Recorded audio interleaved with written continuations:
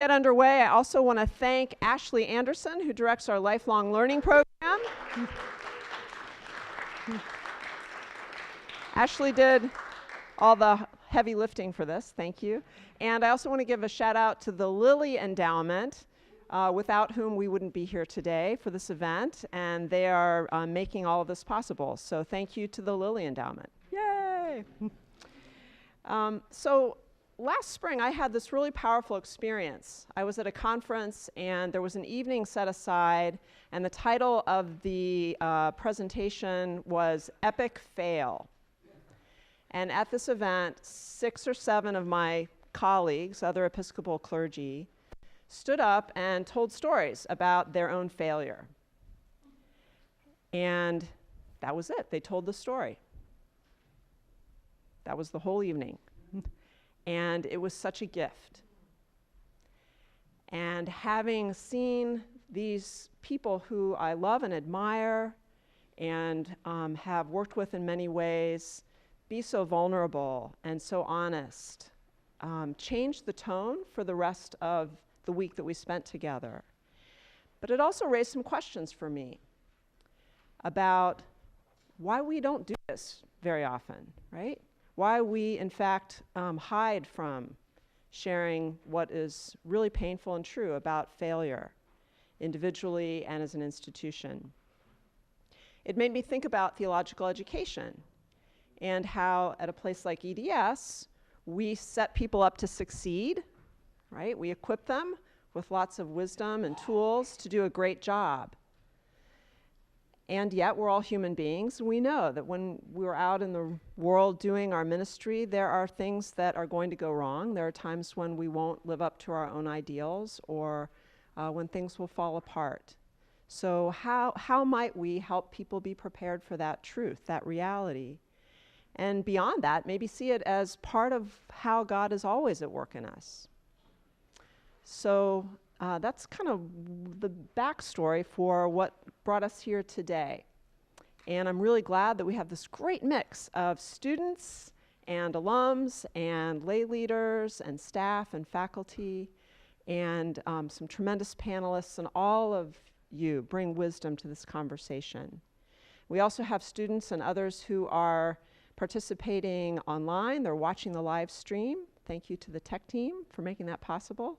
And this event is going to be available at the EDS website before long. So if there are others who couldn't be here, let them know about it.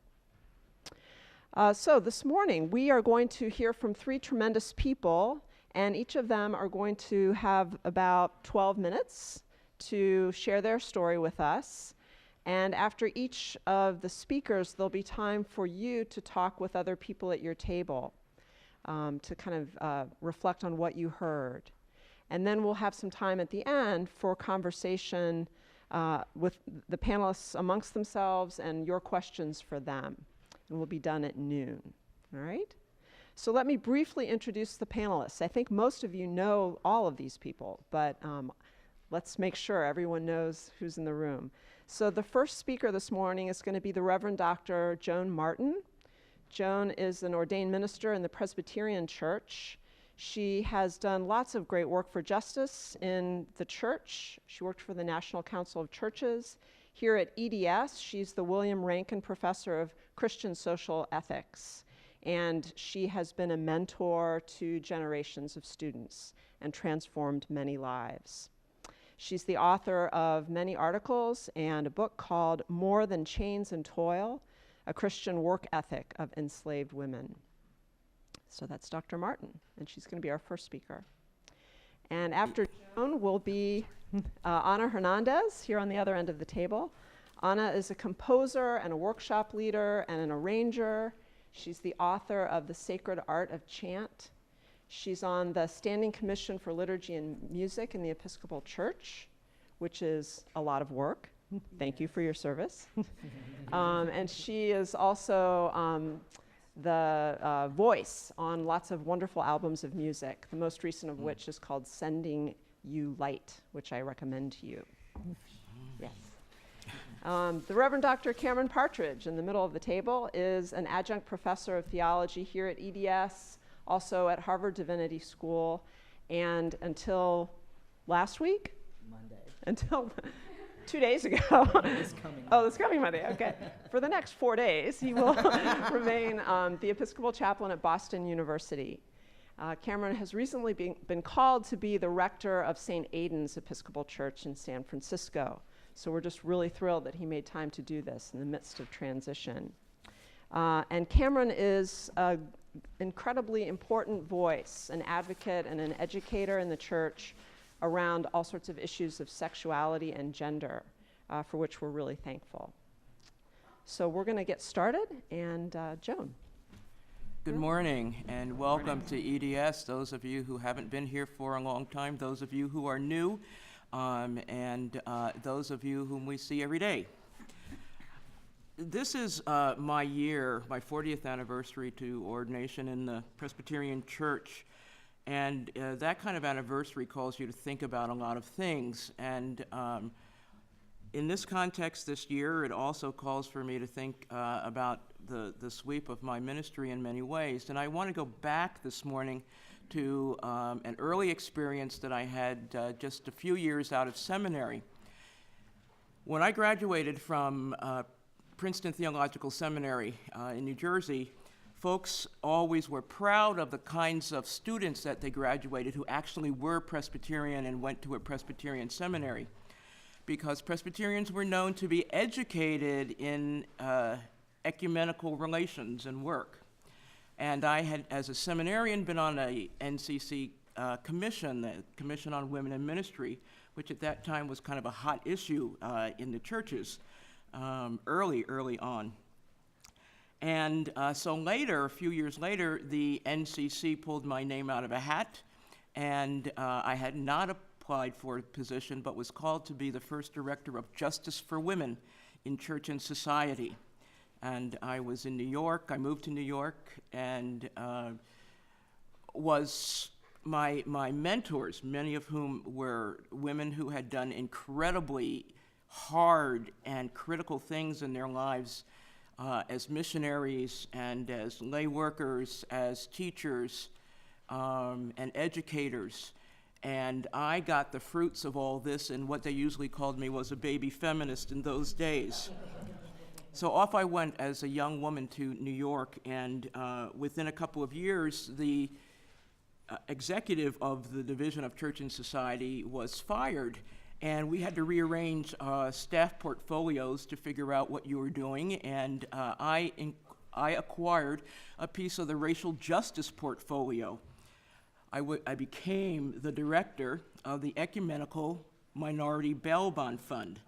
About 7 to 10 denominations, if my memory serves me correctly, put in a real chunk of money, close to $1 million, and had that money available in United States Treasury bonds to utilize for purposes of providing bail money for racial ethnic people whose rights to a speedy trial, which includes the right to bail, were being persecuted in that way while they were awaiting trials for a variety of charges.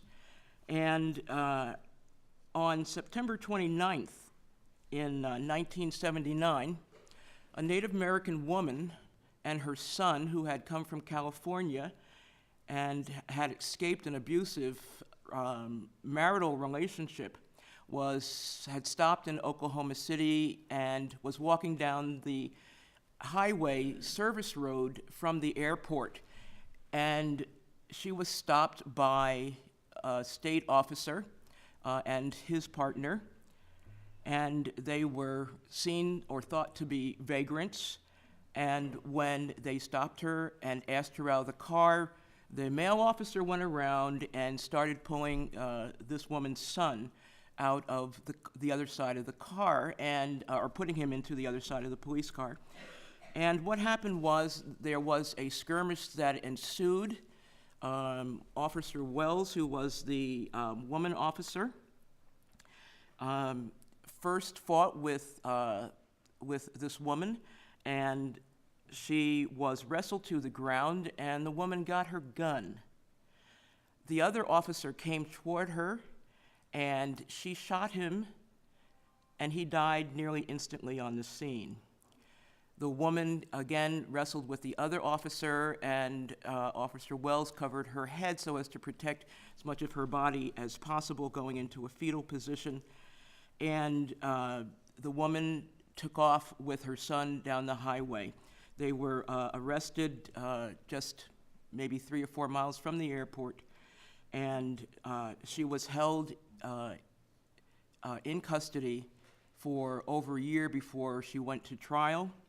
And during that time, the Oklahoma Council of Churches called the National Council of Churches and said, "We need help." In those days, the NCC was very strong, as were many of the state councils of churches and a number of urban councils of churches. And so it came to my desk, and I gathered as much information as possible. I talked to one of the lead lawyers of the then Center for Constitutional Rights, whose name was Arthur Kunstler. And he told me about this woman whose name was Rita Silk Nowney. Some of you may recognize that name. Rita Silk Nowney was convicted of self-defense, because that was the plea she entered. And she was sentenced to 150 years in the state penitentiary for women in Oklahoma. She got off lightly, if you know that in Oklahoma at that time, it was a capital offense to kill a state trooper. Before all that happened and her sentence ended, the Council of Churches asked us to deposit bail money for Rita Silk Nowney so that she could at least go to one of the nearby Lakota reservations and be on the reservation with her people. And so we deposited $100,000, 10% of the bail. Her bail was $1 million. And I began, within a couple of months, to get calls from the Defense Fund and the team who were working with Arthur Kunstler, also from the Oklahoma Council of Churches, that there was a possibility that Rita Silk Nowney would jump bail. I had a decision to make, and I never went on the road to a place like Macomb, Mississippi, or Oklahoma City, or down to North Carolina, places where we deposited bail. I was always told it was for my safety that I didn't go, because these were really interesting and important racial justice cases. So I never got to talk to family or friends on the road. Sometimes I got to talk to them by telephone. Oftentimes I would talk to folks who were engaged in local defense funds, such as the people of the Oklahoma Council of Churches. But oftentimes I would talk to people from the Lawyers Guild, the National Black Lawyers Guild, the Center for Constitutional Rights, those kinds of folks, because they were our eyes on the ground. And as they began to get more and more rumors or information, depending upon how you wanted to look at it, to me, in my late 20s at that time, I became really anxious, took it to the board about what was going on with this particular case, and they said the decision was mine.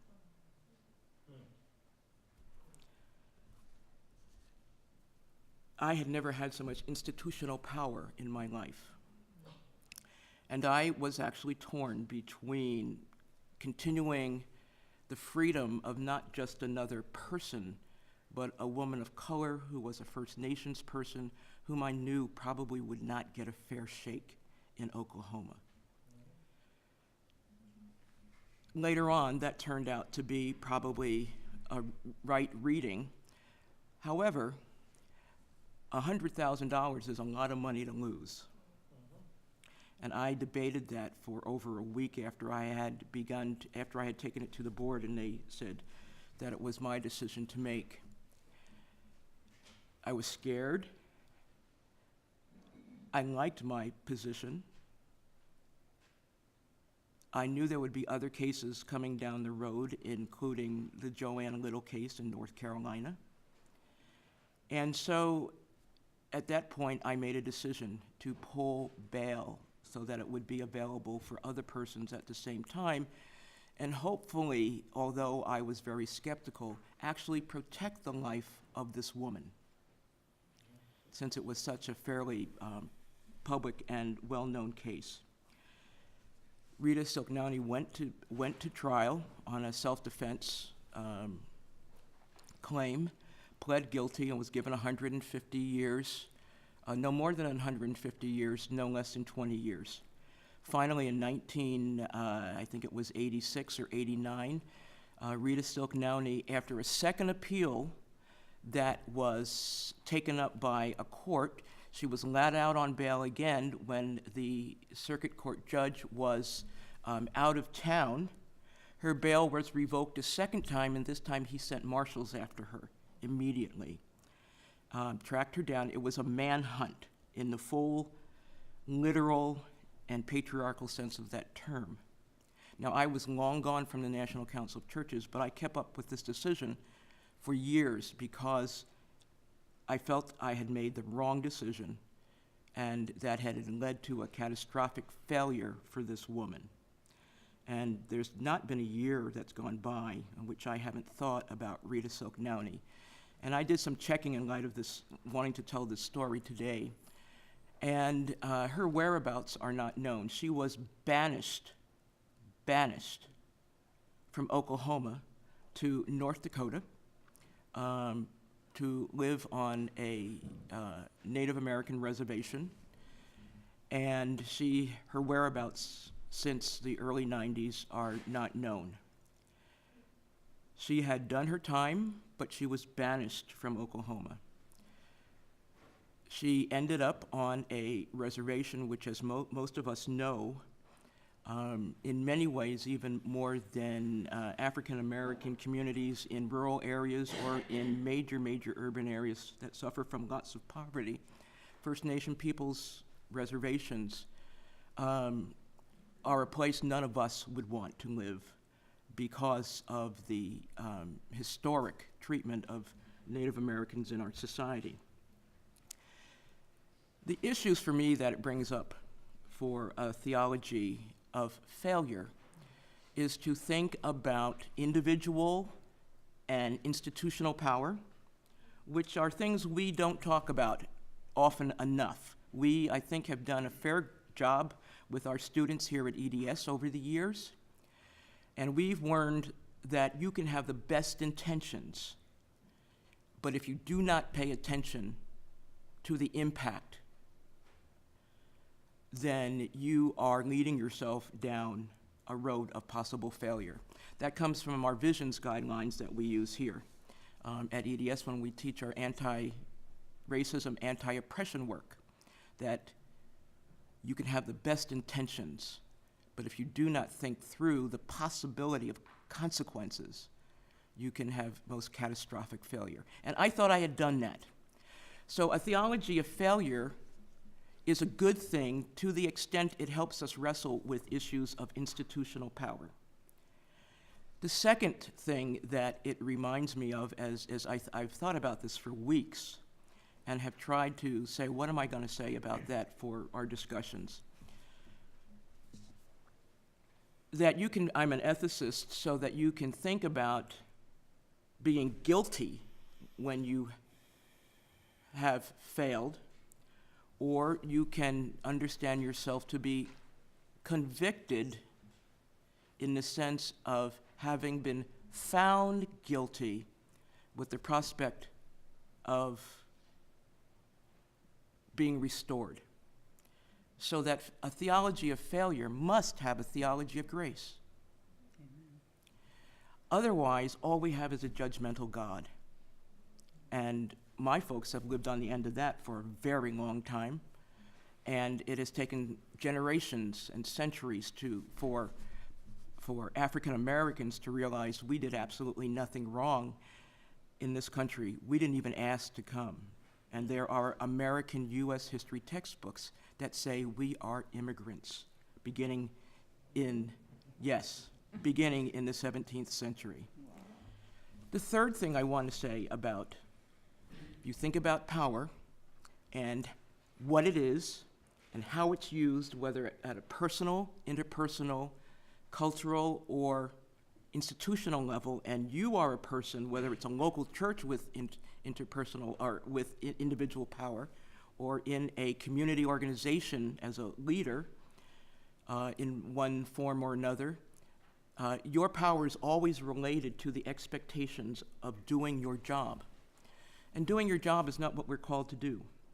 We're called to minister. And that's very, very different. It may include doing our jobs, but it's more than that. But how do we sustain over a number of years a balance of understanding how we use power, what it's used for, how it's used over against, as well as how it can be given over for good things? How do we think about that we are not called to be successful every time we put bail in a situation or any other situation where we have the power to make decisions and to place resources? And that failure is never ours alone, since we're social beings and we live in community, or we live in a community of faith and work. But we also have to think, if we have a theology of grace, then we also need a theology of hope that keeps us from falling back into feeling guilty and becoming isolated, afraid, standoffish from using our power, living into the gifts of grace, and looking down the road to see what the end is going to be, in the words of Sweet Honey in the Rock. That enables us to go on and keep working, knowing and having learned from our failures, which are never really absolute because of grace. And it's taken me a long time, as I think about Rita Silk Nowney, to think about those three pieces, and there are many more. But I think they have held me in good stead, and I found myself slipping back a few weeks ago. So I know it is a constant temptation not to use the grace we're given when we have exercised our power, hopefully when we've prayed and said, when we make decisions such as I had to make, or even smaller decisions that nevertheless still have consequence, that I know that there but for the grace of God go I. And in that sense, if we don't come to our understandings of power, if we don't come to the fact that we will fail over and over and over again, although power is usually given over to thoughts of success, and failure is given over to thoughts of failure. There's something wrong with you, you're a bad person. You know this from listening to people you know, people in your congregations, people in your organizations. And we don't provide hope and put that failure into context, then we have missed both part of our own salvation and the salvation of those with whom we work. And as Amy said, failure is like work in the church. We don't talk about everyday human work very much in the church. We don't talk about failure very much in the church. And so one of the things I want to do is to witness to that we can learn through it, at least on those 3 points to begin with. Thank you so much, Jim. So I want to invite everybody to take 5 minutes and turn to the person next to you and share with them one thing you really heard. What did you really hear Jim say? And how did it challenge you? What's challenging about it for you? Take a deep breath and go. One of the reasons I told that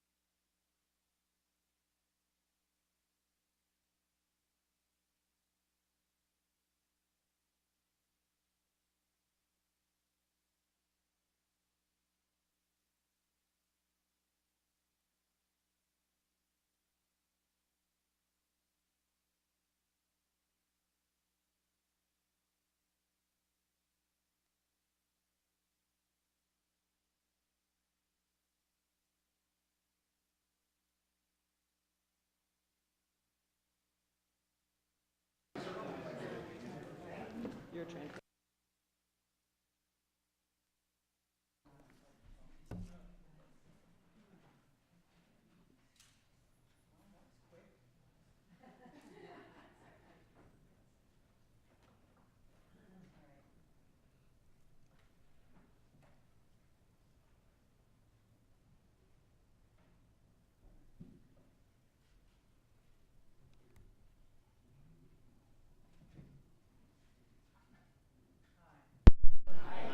Can you hear me okay? Yeah.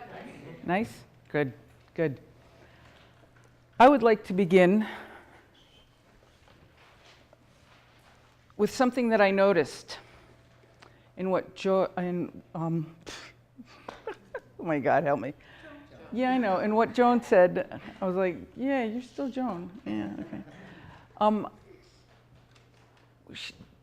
She made me remember that success in our society, both institutionally and personally, is more of an idol than we really realize. And I teach singing for a living. I teach chanting as a spiritual practice. I teach people how to find their voice and bring it to the society and wherever they happen to be, bring it to their baby, bring it to their husband, bring it to seats of power. Just bring yourself fully. But there are so many things that get in our way. And often I feel like a baby trying to walk. And so for me, failure is just part of the gig, right? Not one of us walked before we fell on our asses a lot of times. Not one of us. You know, some people like to say, and this is my favorite, well, I ran before I walked. It's like, oh yeah. Yeah, okay. Right? Have we all heard somebody like that, right? Right. So what I would love to do is teach us a song, and I don't care if it flops. But there are a couple of things that you can always count on if you're wondering whether something's going to go well or not go well. And part of it is how you think about how you can cooperate and bring yourself to the group. And part of it is whether or not you respect the people in the group, or whether or not you respect the teacher, or in any given situation, right? Or how am I going to show up here? You get to decide that. Part of it is, I don't think I sing very well, so I'm not going to, if I just listen, that'll be good. Well, listening's really important, but it only gets you so far. You have to listen with a purpose.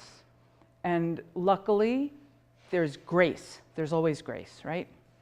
So I'm going to teach you this song, and the words are, hold my hope, hold my trembling, hold my heart, teach me to be love. It was written in a panic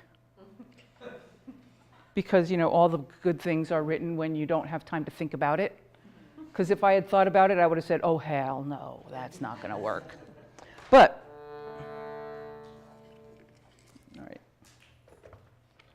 So, you guys sing, hold my hope, hold my hope, hold my hope, hold my hope, hold my hope, hold my hope, hold my hope, hold my hope, hold my hope, hold my hope, hold my hope, hold my trembling, hold my trembling, hold my trembling, hold my trembling, hold my trembling, hold my trembling, hold my trembling, hold my, hold my hope, hold my hope, hold my trembling, hold my heart, teach me to be loved. Hold my hope, hold my trembling. teach me to be loved. Hold my hope, my hope. Hold my trembling, hold my heart. Teach me to be loved. Hold my hope, hold my trembling, hold my heart, teach me to be loved. All right, okay, cool. You guys are great. You were all great, except for the fact that it didn't work. Right? So what did you notice the first thing that happens when you realize it's not working? What did you notice? Besides that laughing, it got faster. There's always nervous laughing, right? There's like, oh my God, we screwed it up. But notice how you feel when you think about that, though. What happens to your stomach? What happens inside you? What did you notice? Anybody? Wiggle. Tightening up? You got tight? Kind of move around. You kind of wiggle and move around like I'm getting squirmy. This isn't working very well. What else? Anyone? You pause. Mm-hmm. And what did you do when you paused? Did you look outside or did you look down? I looked outside. I wanted to kind of see where I was relative to everyone else. To just That's great. That's great. That's really helpful. You'd be surprised how many of you didn't know what was going on, and so you looked away from everybody else at your table. I'm not lying here, right? How many of you just like looked down, looked anywhere but at the other people at your table, right? I know that there's more than one of you. Yeah, right? I felt like I had to do both. I had to look down to kind of hold on to what we were supposed to do. So I wasn't looking over there. And then I started looking over there. It's like, you know. And then you all melded together, which is also kind of interesting. What else did you notice? I didn't even know we failed. My eyes were closed the entire time, and I was just focused on the task at hand. Maybe it's my military training. All I remember was my eyes were closed. I was focused. I heard her in my ear, and I just stayed on task. I blocked everything else out, so I don't even know if we failed or not. I was like, Yeah. I mean, this is what I do at church. We sing in rounds. I just block everybody else out, stay focused on what I got to do, and that's it. Amen. And I love that. Okay, what else? What else did anyone notice? I closed my eyes, but then I heard everything was singing, all the different tones and, and that. And I said, oh, how beautiful. And then I looked and they were not saying anything. I said, oh, I wonder how they're going to end up here. Yeah, I know.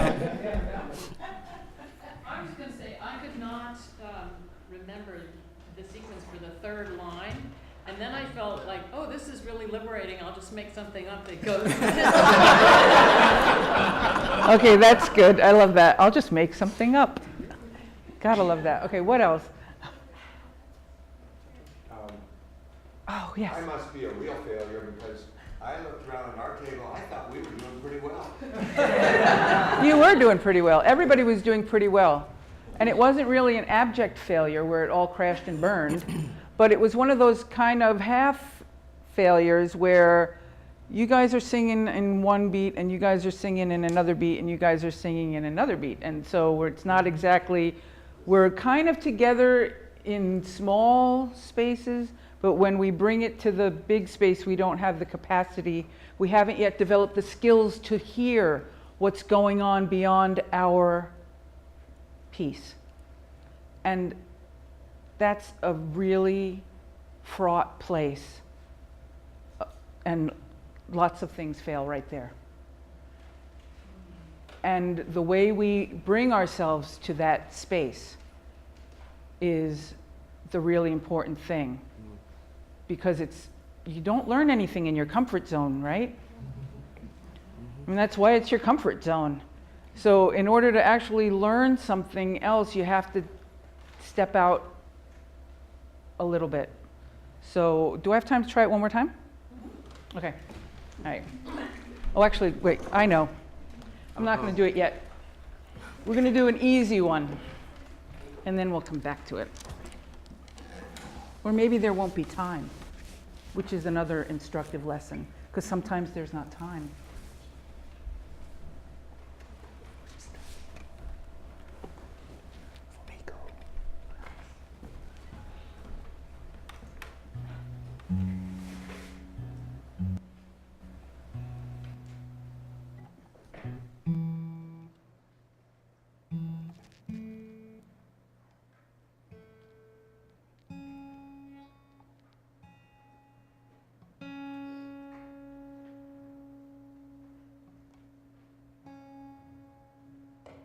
I want the one in the middle. This is called a snark tuner. The brand name is Snark. And as soon as I saw it, I had to have it. Because, you know, New Yorker.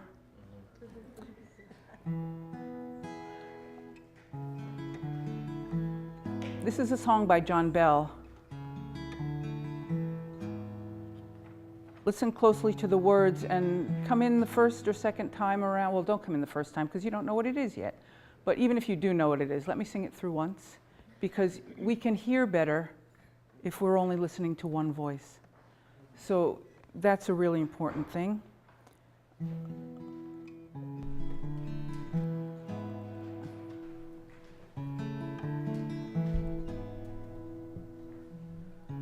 Don't be afraid, my love is stronger. My love is stronger than your fear. Don't be afraid, my love is stronger, and I have promised to be always near.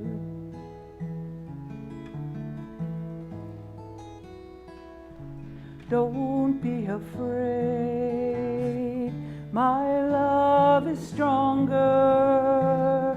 My love is stronger than your fear.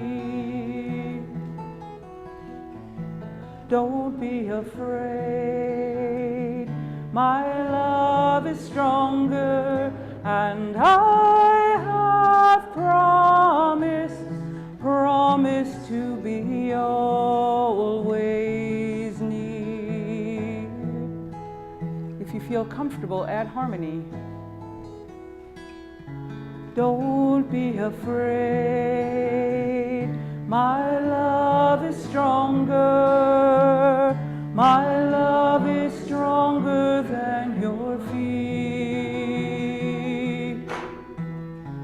Don't be afraid, my love is stronger, and I have promised to be always near.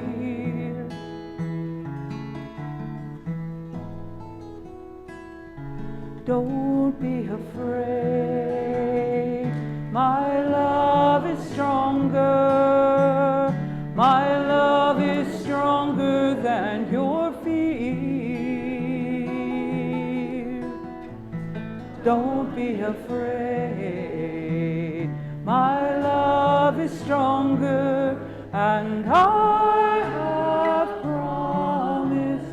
promised to be always near, and I have promised, and I have promised to be always near, and I have promised, and I have promised to be always near.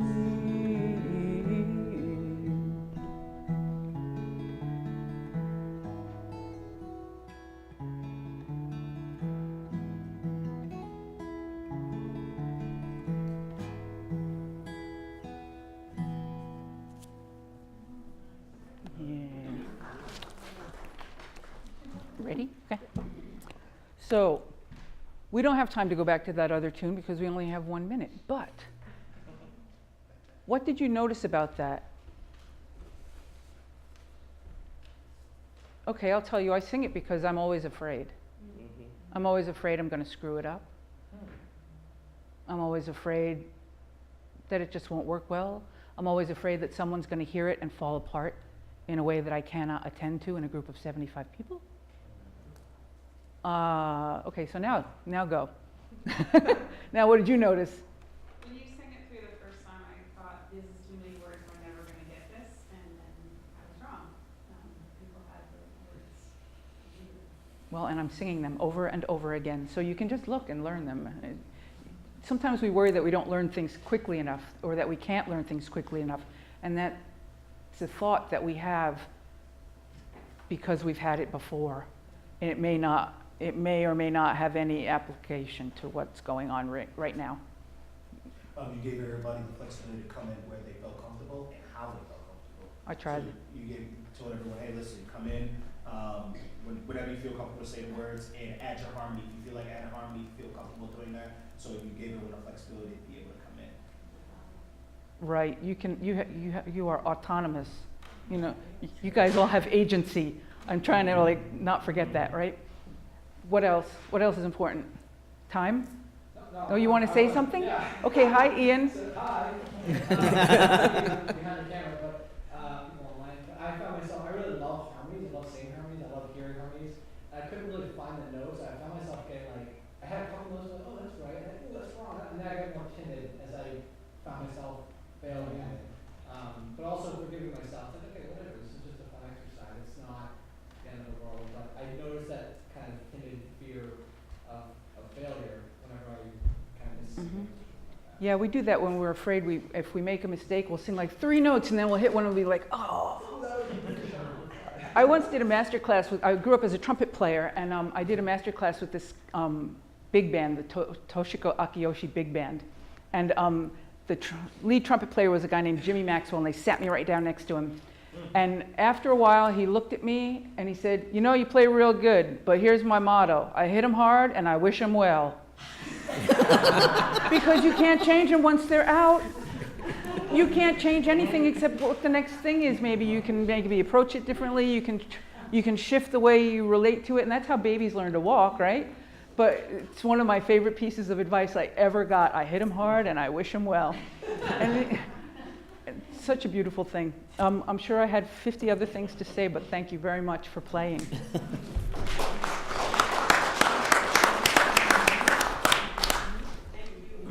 Oh, I have one more thing. Did you notice that point? Did you notice that point right before we did the last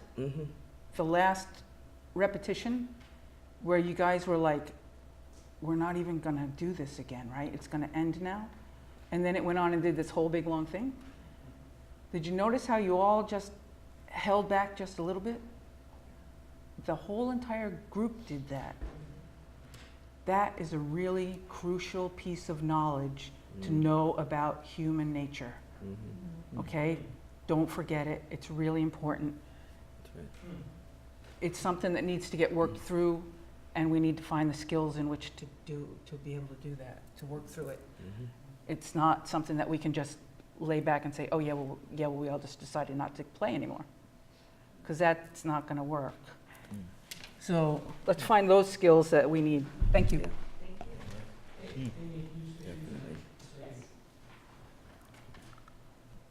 Thank you, Anna. So another 5 minutes for conversation with the people near you.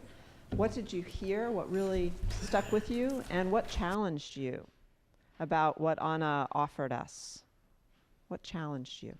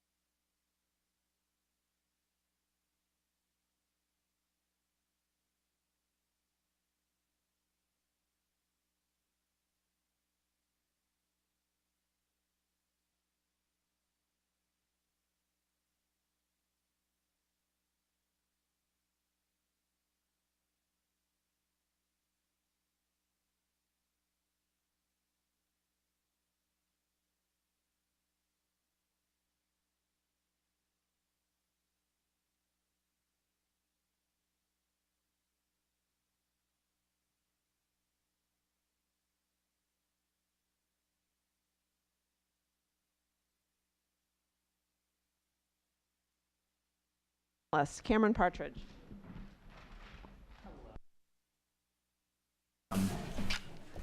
These fabulous folks are a very hard act to follow, so I'll do my best. But I'm really honored to be in their company and in your company. So I have a couple of stories that kind of flow into one another that I thought to tell.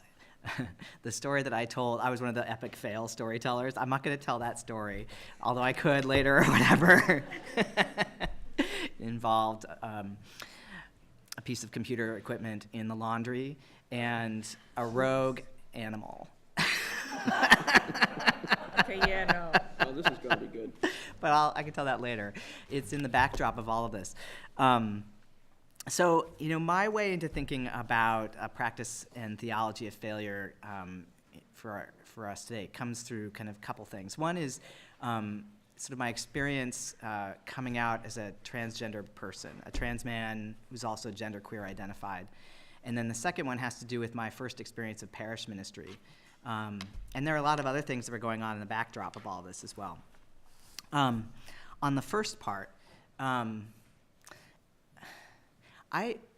having been assigned female at birth and having grown up as a girl and then as a young woman, and I came out as gay in college, and I'd been a feminist since high school, and I remain one.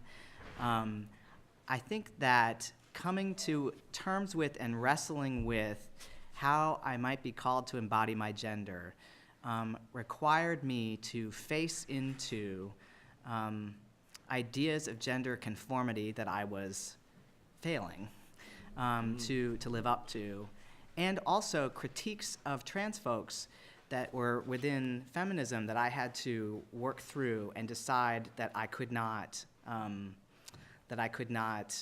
allow to totally frame what it might mean to be a trans person. And so in that sense, I had to get to a point where I let go of those ideas of trans people as merely gender conforming, as merely upholding a binary. And I thought if part of what I have failed to, that is just true of me, that I am called to embody, will not be contained by the binary in some way, am I simply rejoining the binary in another way that contains me? And I had to kind of face into that.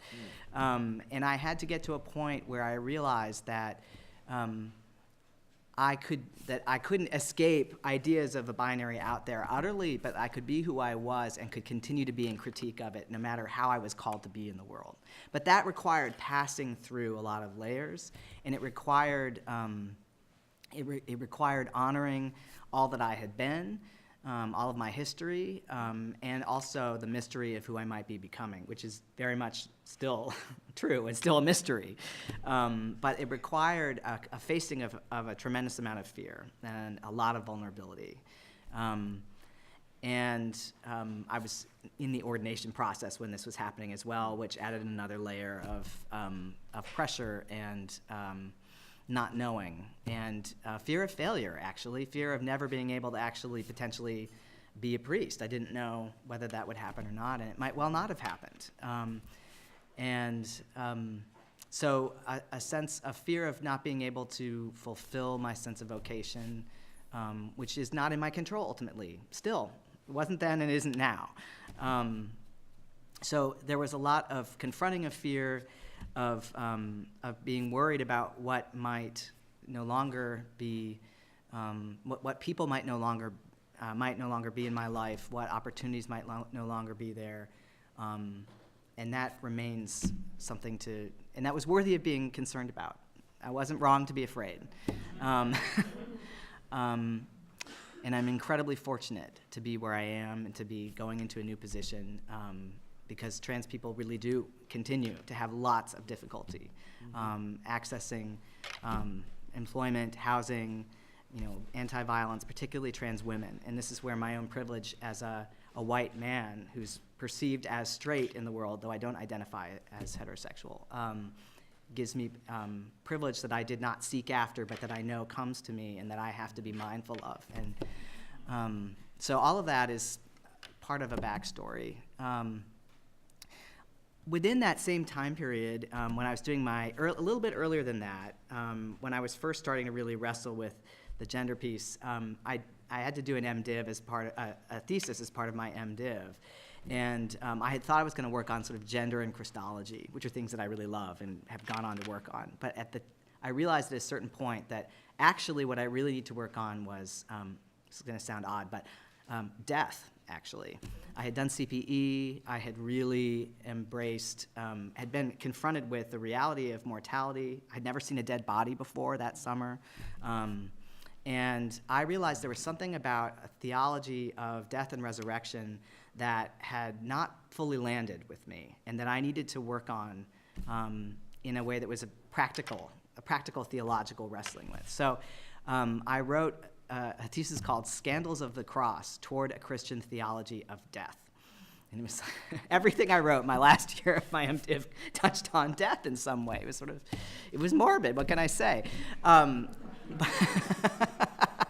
But what I found was that resurrection theology, when it had been preached at me in my presence, hadn't really fully grappled with death. It felt like it skipped over it. And I felt like there was experiences around loss and even just the fact of mortality itself were somehow stepped over in a triumphalist rendering of Easter. And that was really my issue, was resurrection triumphalism. It just did not land with me, and it really, really bothered me. And so I needed to wrestle with various theologians whose conception of really the paschal mystery, the fullness of the mystery of the life and ministry, incarnation, and the identification with those on the margins, and then the death at the hand of, being executed at the hand of the Roman Empire, stigmatized in that death. And the resurrection doesn't erase that or step over that, it somehow incorporates it. And there were images of resurrection that I then went to that became crucial for me. The side wound, the stories in the Gospel of John, especially the side wound, the resurrection body is marked by what it has passed through. The Pauline imagery of seed and plant became incredibly important to me, sort of continuity as well as discontinuity at the same time. So all of that's backdrop. I go to St. Luke's and St. Margaret's Episcopal Church, where I wasn't a priest in charge, I wasn't a rector, I wasn't an interim, I was a priest in residence. I was 10 hours a week, and I was the only priest. And it was very marginal financially and in terms of size, and wonderful, fabulous community, progressive, had a wonderful history. I loved being there. And I was brought in with a sense that, I was still doing my doctorate during this, so I was mainly a doctoral student, and then but not only, it wasn't like one was on the side, although it was hours-wise it really had to be, but the hours that we're given and the hours that things take are not always the same. I had this incredible experience being there, and I'm so grateful for it. And there was always a vision that something new should emerge there. And the relation, the level of continuity and discontinuity with what already was never totally clear. But that sort of vision that something new would want to be planted there by our diocese was always there. And then at a certain point, about 4 years in, rather suddenly I got told that I needed to bring it to a close. And that something new was going to have to happen later. And it wasn't that I had no sense of context for how such a decision might be made. It was a mission. It wasn't in the hands of the congregation. But that was really not expected and very difficult. And so in that moment, the idea of failure was very much front and center to me, even though it felt like it would be unfair to kind of characterize it in that way. But it was there, and I had to get to a place first where I dealt with my own emotional reaction to it, and then when I'd done enough of that, to then really to share it with the congregation and to enable the congregation to have some sense of agency about how it was going to live into this decision, which hadn't really been its decision, but it was a real thing, and it need not be a situation of, I wanted to let people have the reactions that they needed to have, and also to celebrate who they'd been, to to receive the message that something new would emerge there, that the relationship to what had been was mysterious, but yet worthy of honoring.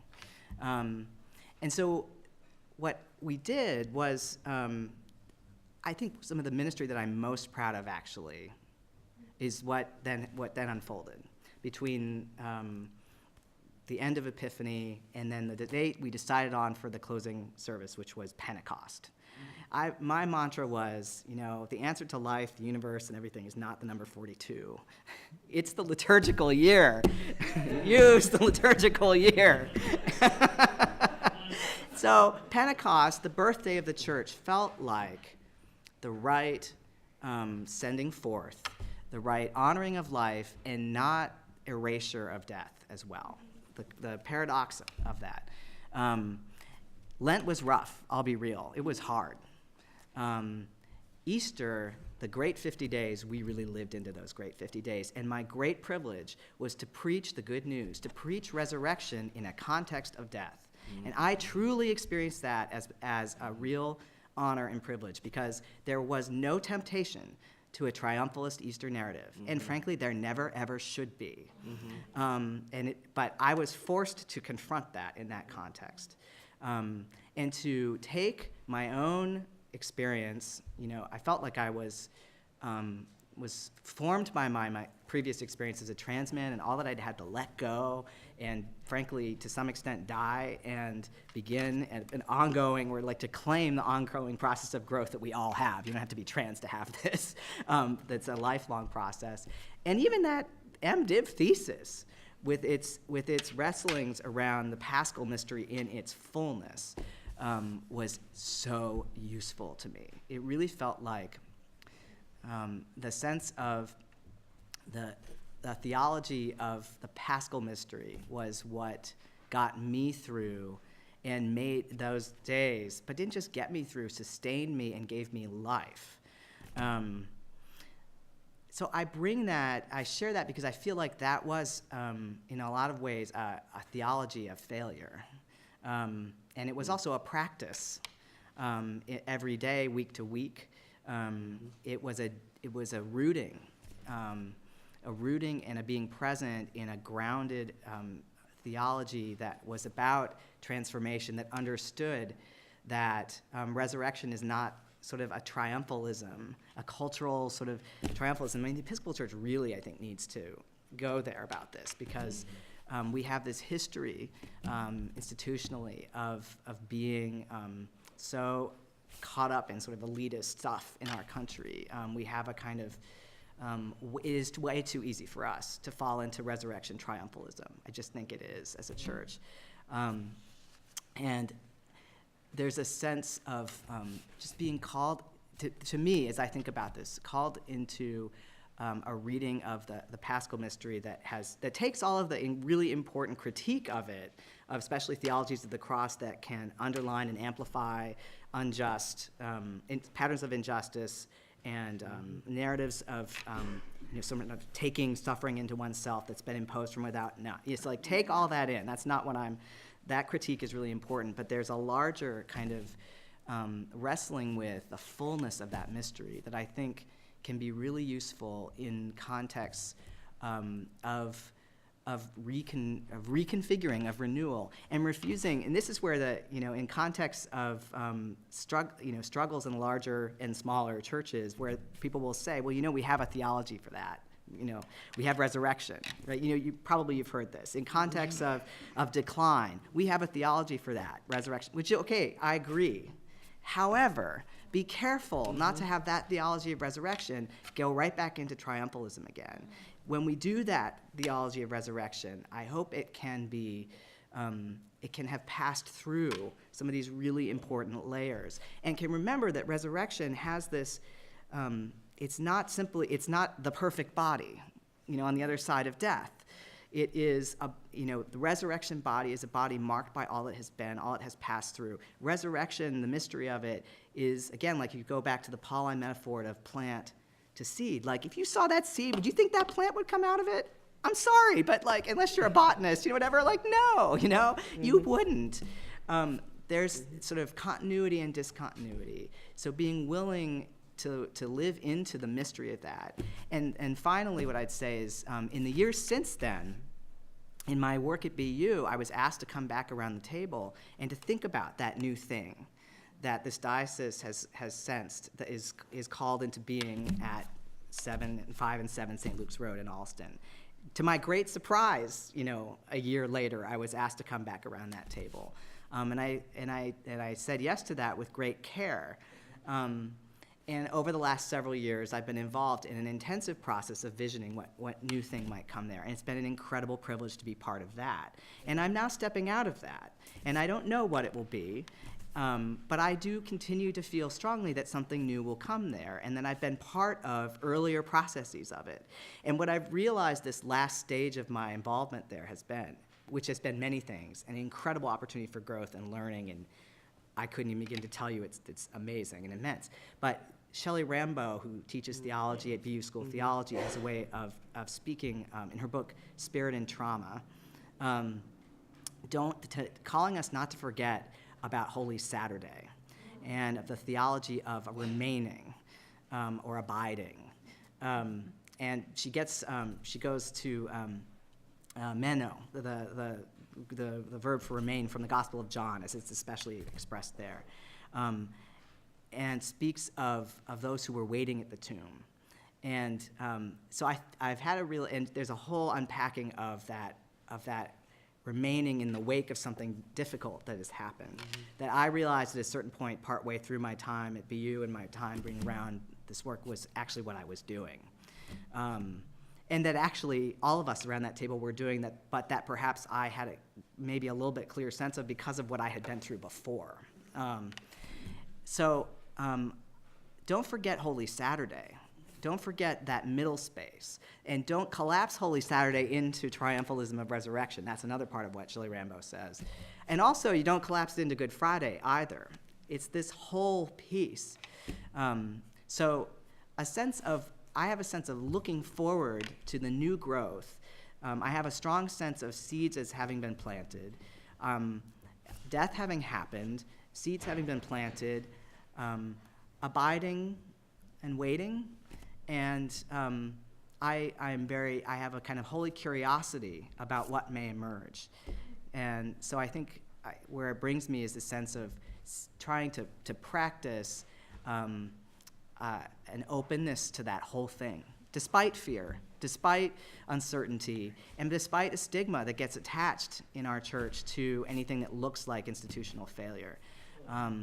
So that's what I would leave you with, and I'll stop there.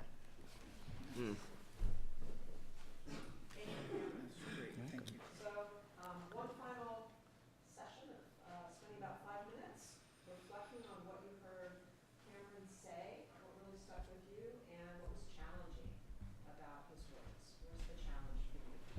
And after that, we'll come back together for some conversation with all of you. Yay.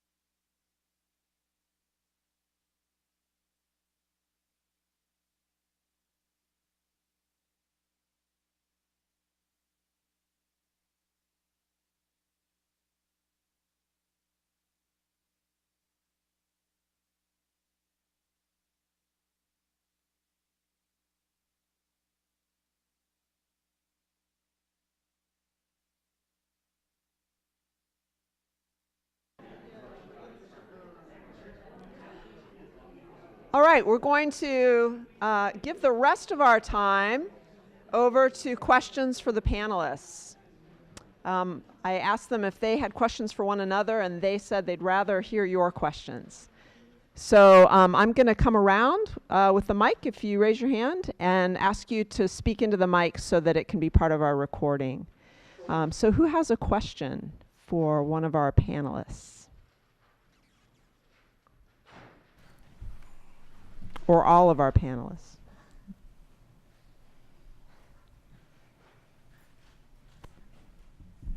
Cameron, it's Malia. I'm curious if you recommend any books that focus on really living into the depth of death as part of the Paschal cycle. The question was for Cameron if he had books to recommend on really living into the death before rushing to the resurrection. And then everyone can speak up. The mic doesn't actually amplify your voice. It just puts it to the video. Gotcha. Speak up a little bit. Okay. So definitely the Shelley Rambo book, Spirit and Trauma. I just can't recommend it highly enough. I'm a massive Shelley Rambo fan. I found Kenneth Leach's classic book, We Preach Christ Crucified, to be extremely helpful in that thesis that I wrote. Karl Rahner had a piece on a scandal of death as well. There's a prayer from Karl Rahner there's a collection called Prayers for a Lifetime. And I could point it, I could tell you afterwards, but there was a prayer from it that I was drawn to at the time that was very much sort of a comprehensive way of viewing the whole Paschal mystery. Ellen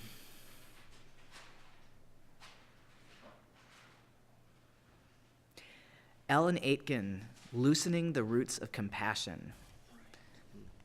It's a series of sermons that she preached in her ministry over about a 10-year period, and that book was published maybe 8 years ago or so. It's a collection of They're wonderful. Ellen was one of my favorites. Very sad when she died a couple years ago. Loosening the roots of compassion, and that metaphor comes from her work as a gardener, and unbinding the roots of a plant before putting it in the ground. But it really goes into the real depth of all of this. And she's comes out of an early Christianity kind of scholarly place, but without being impractical. Those are some thoughts. I'm sure I can come up with others. There's an interesting small little book by an African-American Presbyterian theologian from years ago. You might have to try Church Publishing in the Presbyterian in Westminster Press, John Knox, called Following the Leader in Life and Death by Gayrod Wilmore. And Kelly Brown Douglas's new book, Stand Your Ground, is also wonderful on so many points, but her theology of the Paschal mystery is it's incarnation and cross, and it's really on this point it would also be especially good. This is a huge question, so a part of me almost wants to apologize before asking it, but I wonder if you could say perhaps a bit about how you discern between the kind of failure or suffering or death that is meant to be endured and lived through and transformed, and the particular kinds that are meant to be resisted. And, obviously it's a huge question, but I wonder if you could reflect a bit about the particular kinds of practices of discernment that you engage in trying to determine what fits into what category and how you cope with that wisely.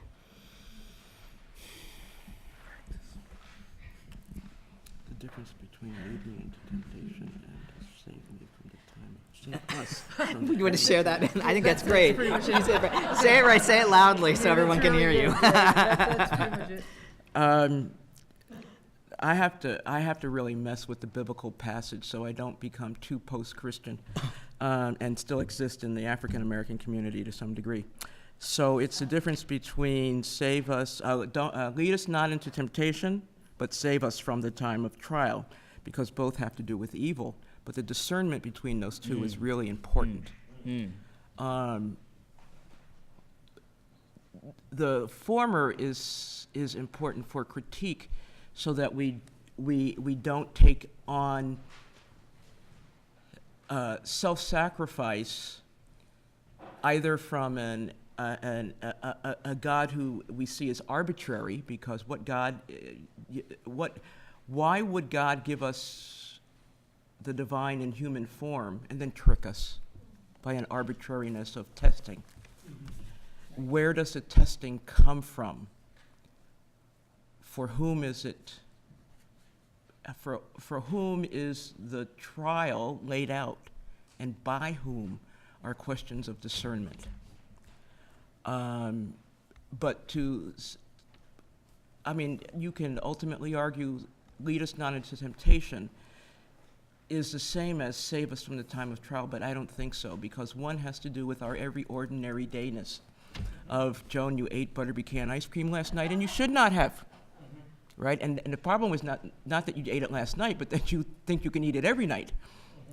So that it's a pattern of an isolated individual kind of thing. Oh, I have to take that on. And that's what the larger issues about the trials in the cosmic principalities and powers would like us to do, to keep us individualized and not discern that there's something else going on, of which we're a part.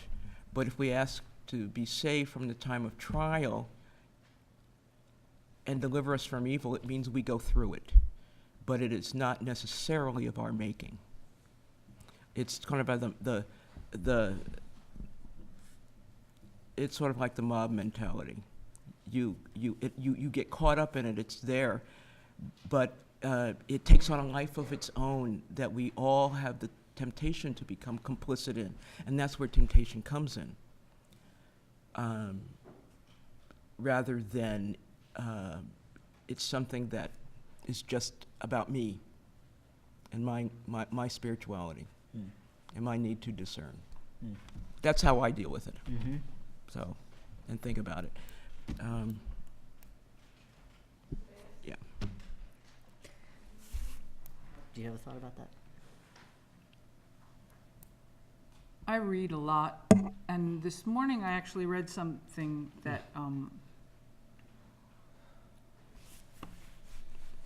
I remembered just as Joan was talking, and it's from Mark Nepo's book, The Book of Awakening. I don't know if you've ever seen that book, but just buy it. Just buy it. It's a 365-day kind of a book. But this morning's, yesterday's little short reading with a reflection after it, and then reflection questions in case you just have like days to reflect on each page, is love is in the being. And he says, if those I love can't recognize me with my soul out in the open, I will no longer retreat and show what is familiar. The idea being that you get the idea. So often we go through life unconsciously choosing not to discern. Unconsciously choosing not to discern. Okay? And if we can just get to the place where we realize that we're actually reinforcing our blind spot and try to figure out how to be who we're called to be,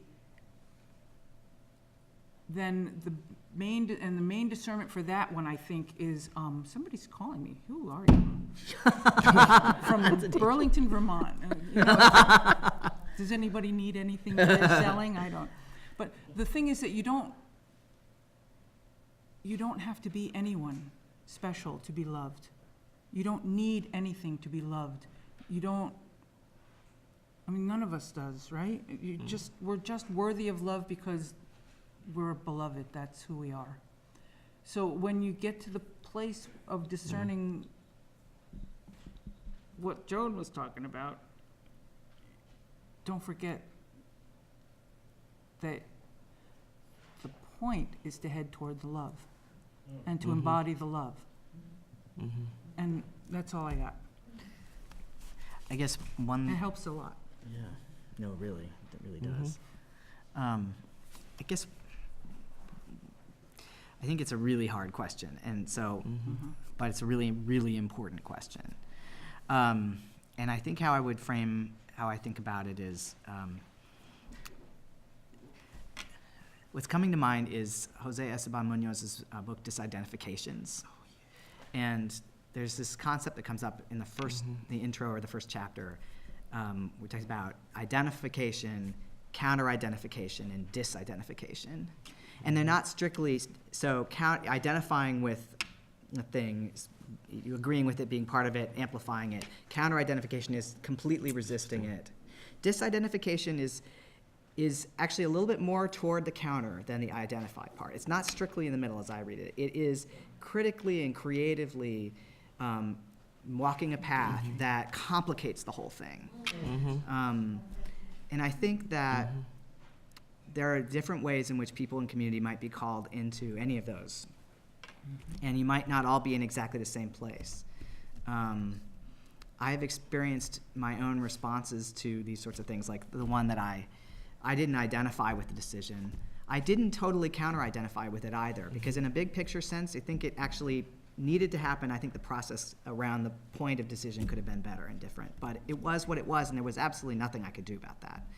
But what I could do was, how was I going to handle the way forward into it? How might I be a leader in community, invite people to be where they were, and to support them, and to find their ways in? And I would kind of identify that somewhere in the disidentification realm, because it wasn't an either-or thing for me. And I think it may have been anywhere on that spectrum for any number of them, and I wasn't going to judge anyone for wherever they were on that. And so that's how that was a framing thing. And as I've already said, the liturgical year it enabled a sense of theological grounding and agency in a situation that might have felt like there was no agency to be had. I didn't actually think that was true. I think part of my leadership was to sort of invite people to claim a sense of agency in that, and experience that agency as holy and good, and that God was with them, and that in the midst of a really difficult thing, new possibilities were there. Hope was there, but not Pollyanna hope, not Disney hope, not triumphalist hope, and mysterious hope. But I kind of experienced it along those lines. And I'm Nancy, and I think the two of you just answered my question, which was kind of related to the same as your question, and it was about, we have individual power, and then there's the institutional power that I heard you speak about, and how do you respond or react when your use of individual power bumps up against a larger power? And I think I heard some of that, but love to hear more.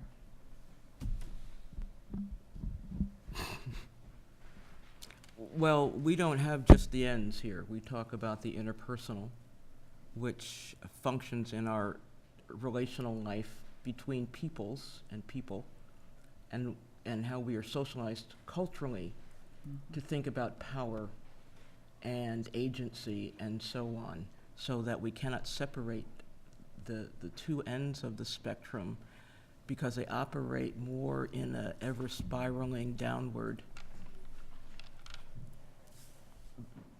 into our being in sense, so that we, that's why we have to ask the question of on whose behalf, who's got it, on whose behalf, how's it being used, can I use it differently and still call it power? Or do I negate my power because power is bad? I mean, I think that those are some of the questions. What are my resources to deal with in terms of power? How do I define and set a new norm that I think everybody else should stick with? How does my interactions with people do that? How do their interactions with me do that? How are we socialized culturally? And if you just kind of look at some of the things going on, I mean, I think it's very much there, so that you've got to think about all of that in the way in which Cameron was talking about complicating it rather than reducing it and making it simply what happens on the ends. Because it's by not paying attention to the stuff of it all and doing it together, doing it together both individually and together, that we don't see maybe all the possibilities, or at least that we're making a kind of the difference between something being faulty and something being incomplete.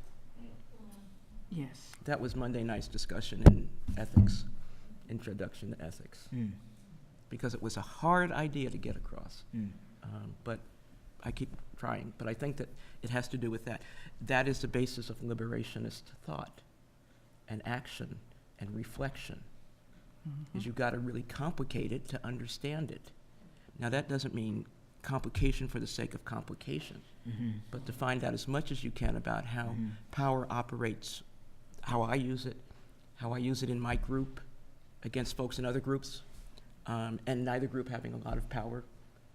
Or I'm over here one day in this group and I have power, and I'm over here in another day in a different group and not have power. That's complicating it. And what does that say about me what do I learn from both of those? And where does that come from? And that might be the larger piece about, well, one day if I'm over here, I got power, and another day when I used to live across the street, I didn't have any power, or down in the cul-de-sac or whatever. Or go into a store in Harvard Square. So it's things like that. But what does it mean that everybody watches me in the store when I go into Harvard Square? That's a cultural, but also an institutional thing. So now how do we break that? One is to talk about it. Yes. I hope that helps. One of the reasons I did hold my hope was because it's a total example of how to complicate the way power gets used in a group, the way which one of you showed up to sing Hold My Hope, the one of you that holds enough power to keep on the task and just do your thing and not worry about anybody else because your agency is going to this tune and this is what you've got to do now, or the part of you that's worried about what's going on outside on another table, or the part of you that wants to integrate everything that's going on, and so you're trying to make communication happen with the people next to you at the table, and it's really quite amazing the things that you can see how we work in community, just in the way we sing one little song, the way you feel about whether you sing well or not, how that affects how you show up in the room. And how and who you ally with, right? Who's going to be your ally in this tune, right? And it just don't forget, just because you know how you feel, and that's the biggest marker. How you show up in the room, how you feel about showing up in the room, whether you go in scared or you go in just knowing that you're beloved, showing up and knowing that you're beloved is the best gift. It's the best grace we've got, people, right? So in a moment, I'm going to ask Anna if you could sing us out, if you could lead a song to conclude us. So I'm going to give you a minute to think about that while I talk. Because I got nothing. My beloved friend, Anna. And while Anna is pondering that, I want to thank you all for being part of this conversation and thank our panelists who were tremendous. I wish we had another 2 hours, but we don't. So a round of applause for all of them. Thank you.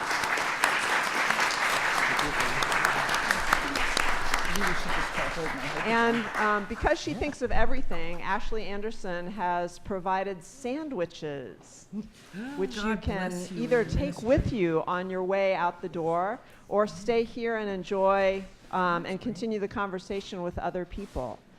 So those are over on the table and lots more food, so be sure to enjoy that on the way.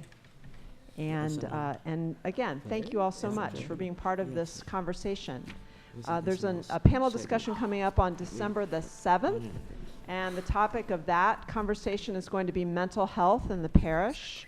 3 local clergy people will be leading that conversation from 3 different denominations. And so please sign up and be part of that as well. And now let's sing.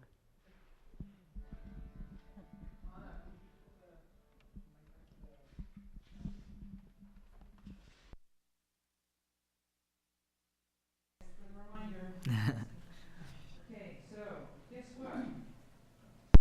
Hold my hope. Hold my trembling.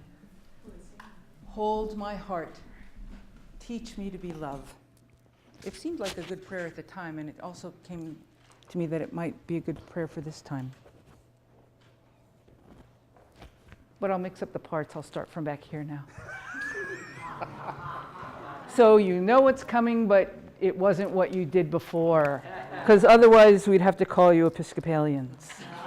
And, so you guys, hold my hope, hold my hope, hold my hope, hold my hope, hold my hope, hold my hope, hold my hope. You got the same part. Hold my hope, hold my hope, hold my hope, hold my hope, hold my trembling, hold my trembling, hold my trembling, hold my trembling, hold my trembling, hold my trembling, hold my trembling, hold my trembling, hold my hope,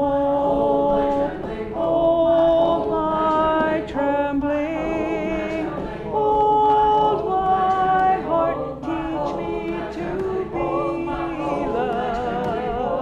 Hold my trembling, hold my trembling, hold my trembling, hold my trembling, hold my heart, teach me to be loved. Hold my trembling, hold my trembling, hold my trembling, hold my trembling, hold my trembling, hold my trembling, heart, teach me to be loved. Hold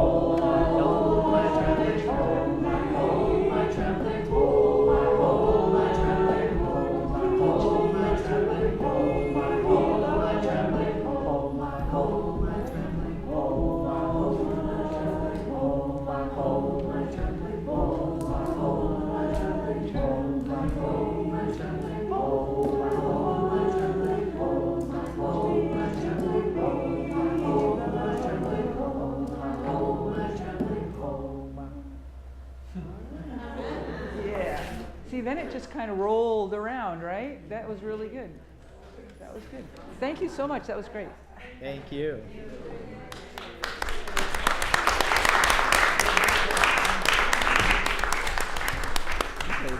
It did work. Wow. Yeah. Because they had some clue Yeah. and they weren't as afraid as they were the first time. Yeah. Yeah.